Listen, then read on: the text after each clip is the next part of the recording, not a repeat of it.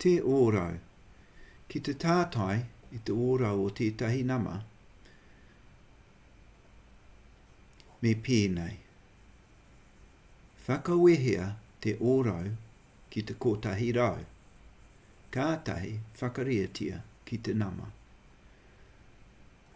Mō tēnei pātai, he aha te 25 ōrau o te 60. Ka tīmata,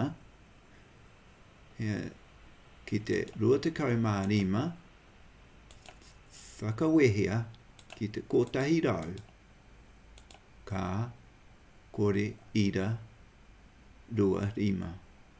Kātahi whakareatia ki te 60.